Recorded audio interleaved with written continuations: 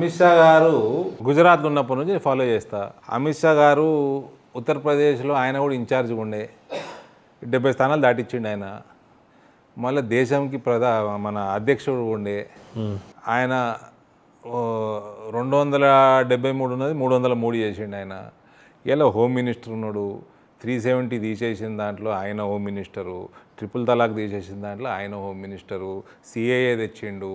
రేపు ఎన్ఆర్సీ తెస్తారేమో, రేపు ఇంకా ఇటువంటి నేషనలిస్టిక్ బిల్స్ ఇంకేం తెస్తారో.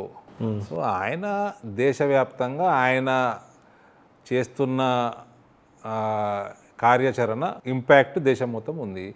యోగి గారు ఆయన కార్యాచరణ యూపీలో చేస్తున్నాడు, అక్కడ ఇంపాక్ట్ ఉన్నది. రాహుల్ గాంధీ ఆర్ జేపీ నడ్డా అంటే దానిలో కళ్ళు మూసుకొని జేపీ నడ్డా అంటాం. చూసారా, ఇక్కడ ఒక్కరికే ఓటేసేసారు, ఆడ 2 కళ్ళు అయిపోయినాయి, ఈడ ఏదైనా నడుస్తారు. వచ్చేదే ఉన్నది ఉన్నట్టు చెప్తుంది. ఇప్పుడు రాహుల్ గాంధీ, నేను బీజేపీని, కాంగ్రెస్ వాళ్ళు తిడుతున్నారు కదా రాహుల్ గాంధీని. కేసీఆర్ ఆర్ జగన్మోహన్ రెడ్డి అని అంటే జగన్మోహన్ రెడ్డి ఆంధ్రాలో ఈయన, ఇక్కడ నాకు అక్కడ జగన్మోహన్ రెడ్డి నేను ఫాలో చేస్తలేను. ఎట్లా చెప్పాలి? ఆయన ఏం పనులు చేస్తున్నాడో, ఏం స్కీమ్లు ఉన్నాయో నాకు I have no idea. KCR garu ఈ 8 ఏళ్ల పరిపాలనలో ఏదైనా ఒక్క పథకం అన్నా ధర్మపురి అరవింద్కి నచ్చిందా? నచ్చిన పథకాలు చెప్పండి పోనీ. చూడండి, ఆయన ఎప్పుడు చెప్పుకునేది, వాళ్ళు చెప్పుకునేది, నేను చెప్పేది కాదు. ఒకటి పెన్షన్ అంటాడు 2000 రూపాయలు, 10,000 రూపాయలు, 5,000 2 సార్లు ఇచ్చేది రైతు బంధు అంటాడు.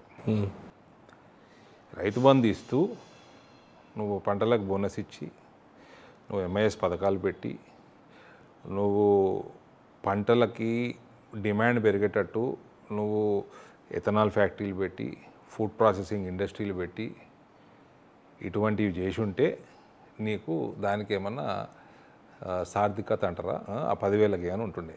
నువ్వు ఆ 10,000 ఇచ్చి ఇక నీ జీవితమే ఇదే అంటివి. ఎట్లయితుంది? నువ్వు నా బోనస్ ఇవ్వవు, నువ్వు ఫసల్ బీమా అయ్యావు. ఇన్ని చెప్తే కేసీఆర్ గారిని పొగుడతారేమో అనుకున్నాను నేను, కానీ మీరు ఇంత రివర్స్ వస్తారని తెలియలే. నువ్వు 2,000 పెన్షన్ ఇస్తున్నావు, ఓకే సరే సంతోషపడతాం. నువ్వు 2 లక్షల రూపాయలు కేంద్రం ఇస్తున్న ఆవాస్ యోజన తెచ్చిస్తలేవు. నువ్వు 100 నెలలు 2,000 ఇస్తే 2 లక్షలు అవుతాయి. అసలు అర్థం కాని విషయం ఏంటంటే మమతా బెనర్జీ కూడా యాక్సెప్ట్ చేస్తుంది అలాంటి పథకాలు, ఈయన ఎందుకు రిసీవ్ చేసుకోవాలి? ఆవాస్ యోజనలో 3.5 కోట్ల ఇండ్లు దాటినాయి దేశం మొత్తంలో. అందులో 70 మహిళల పేర్ల మీద రిజిస్టర్ అయినాయి. ఆడ 2 లక్షలు కేంద్రం ఇస్తుంది, నువ్వు అవి తెస్తలేవు, నువ్వు ఇన్ని ఇస్తలేవు, నువ్వు కడతలేవు.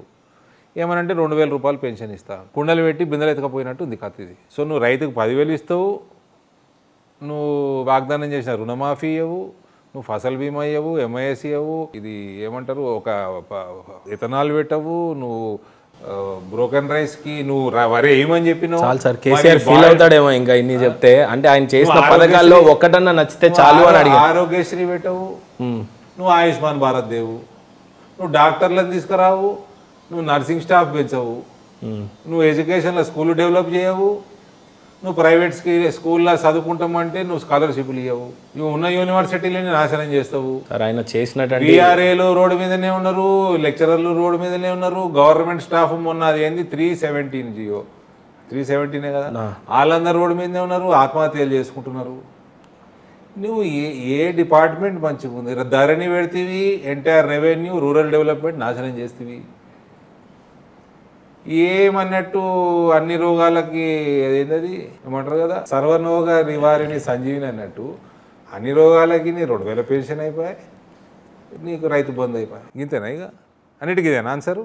అన్ని ఏ రోగం వచ్చినా రైతు బంధు అంటాడు, 2,000 రూపాయలు పెన్షన్ అంటాడు. ఇక ఈయననే బతికేస్తారు. ఇక బాగా ఫీల్ అయిపోతాడేమో సార్. పథకాల్లో ఏదన్నా మీకు నచ్చింది ఒకటి చెప్పమని చెప్పా, మీకు నచ్చింది 100 చెప్పేశారు. అంటే ఇవన్నీ ఇస్తూ ఇవి ఇస్తే యాడెడ్ ఏమని ఉంటుంది. ఇప్పుడు ఎందుకు, ఇప్పుడు మా రాజశేఖర రెడ్డి మా పార్టీ ఏం కాదు కదా, ఆరోగ్యశ్రీ తెచ్చిండు ఆయన. మోదీ గారిని మేము ఎందుకు అభిమానిస్తాము? రూపాయి అప్పు చేయకుండా గ్రౌండ్ వాటర్ పెంచి అగ్రికల్చర్ ఇన్కమ్ని 4 ఇంతలు పెంచిండు ఆయన. ఎలక్షన్లు వస్తున్నాయి, మున్సిపల్ ఎలక్షన్ అని పెద్ద పట్టించుకోకుండా 200 చిన్న పెద్ద పంటరాలలో 2 లక్షల ఇల్లీగల్ కన్స్ట్రక్టెడ్ స్ట్రక్చర్స్ని తీసిపడేసాడు. గర్ల్ చైల్డ్ ఎడ్యుకేషన్ మీద ఫోకస్ పెట్టి ఎక్కడనో వెనుకకున్న గర్ల్ చైల్డ్ ఎడ్యుకేషన్ రేషియోని గుజరాత్ని టాప్ 3లోకి తీసుకొచ్చి, రూపాయి అప్పు చేయకుండా తెచ్చిండు. 24 గంటలు కరెంట్ తీసుకొచ్చిండు, quality current 3 phase vibrant Gujarat తీసుకొచ్చి ఇవాళ 100కు పైన దేశాల పెట్టుబడులు గుజరాత్లో ఉన్నాయి. మళ్ళా మహీందర్, గుజరాత్లో నీకు ఎడ్యుకేషన్లో కూడా కొంచెము ఇంటర్నేషనల్ స్టాండర్డ్ ఎడ్యుకేషన్ కొంచెం రెస్ట్రిక్షన్ ఉంటుంది. నీకు ఆల్కహాల్ ఉండదు, కొన్ని రెస్ట్రిక్షన్స్ ఉంటాయి. అయినా కూడా గుజరాత్కి పెట్టుబడులు, ఫారెన్ పెట్టుబడులు పోతున్నాయి. ఇక్కడ ఏం రెస్ట్రిక్షన్ లేదు. నీకు పబ్బులు, ఎంటర్టైన్మెంట్ ఇవన్నీ నడుస్తూనే ఉన్నాయి. నీకు ఎడ్యుకేషన్లో రెస్ట్రిక్షన్ లేదు. ఆడ ఎక్కువ వెజిటేరియన్, ఆడ నాన్ వెజ్ కూడా ఎక్క తక్క దొరకదు. అయినా అక్కడ పెట్టుబడులు పోతున్నాయి అంటే ఎట్లా? క్వాలిటీ 24/7 మంచి క్వాలిటీ కరెంట్ ఇయ్యి. అయినా సరే ఇస్తున్నావా అది సెకండరీ, క్వాలిటీ ఇవ్వాలి. నీకు ఇండస్ట్రియల్ పార్క్ చేస్తే దానికి బేసిక్ ఎమ్యూనిటీసు, ఎలక్ట్రిసిటీ, రోడ్డు, డ్రైనేజు, ప్రతి ప్లాట్కి, ఇండస్ట్రియల్ ప్లాట్కి అన్ని పకడ్బందీగా ఇన్ఫ్రాస్ట్రక్చర్ తయారు చేసి ఆయన అవన్నీ చేసి అదే కాన్సెప్ట్ను దేశంలో ఇవాళ ఇంప్లిమెంట్ చేస్తున్నాడు. ఈరోజు కేటీఆర్ కానీ హరీష్ రావు గారు కానీ ఇక్కడున్న మిషన్ భగీరథ అని, కాకతీయ అని చూసి గుజరాత్ మోడల్ని నేర్చుకుంది అని ఆరోపిస్తూ ఉంటారు. అంటారు కదా, 2015లో గూగుల్ సెర్చ్ చేయి, 2015లో పోయి ఇంటింటికి మంచినీళ్ళు ఇచ్చిన ఎట్లా ఇచ్చిండో పోయి చూసి వచ్చారు. గూగుల్లో ఫోటోలు దొరుకుతాయి. ఎవడెవడిని చీటింగ్ చేసిండే వీళ్ళు నోరిపితే అబద్ధం మాట్లాడతారు వీళ్ళు.